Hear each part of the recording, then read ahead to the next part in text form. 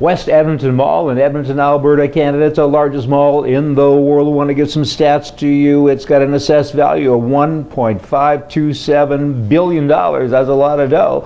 Annual property taxes are almost $30 million. That's like $2+ million each and every month. But get your boots tied up tight, because you know what? The NDP government, I'm sure, is going to change that a whole bunch. They want to make shopping a real experience. They're going to put the values up on every darn thing you can imagine in terms of assessments, just so they can get more taxes. Is that how they do it? I don't know, but one way or another, I think they'll get it done. There's a gun range in West Edmonton Mall. So many people are shocked to hear that, but it's been there for many, many years. I've been there and I've done the shooting, boomity, boomity, boom, boom. It's a great little shop, and I wonder what the NDP thinks about that, because they're part of the property taxes. You know, your world has changed, you Alberta people, because of that communist government you all got, so get ready. Ontario, they're the province now that is considering moving all government documents toward general neutral language when they refer to parents. The Liberals now are saying, let's replace all references to mothers and fathers in all government forms to parents and guardians.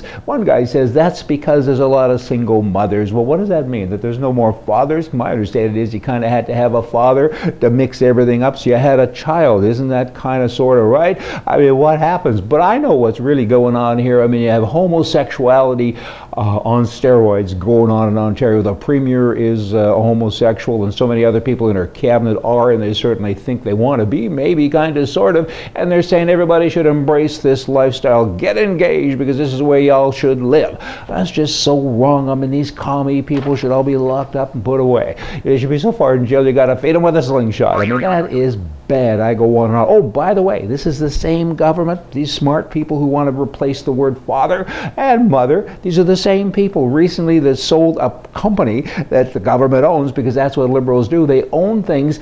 It cost them $65 million.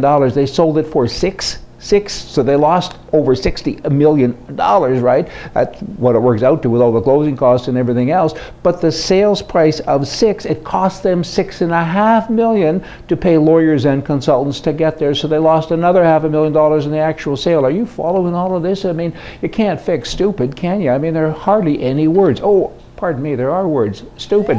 We are led by stupid people. This is just bizarre. This is the same government that's saying, let's change all of the rules and how we live. By the way, you're no longer a man, you're something else. Abortions. Canada, America, people say, let's, you know, the press I'm talking about now, abortions are good, everybody should have one, right?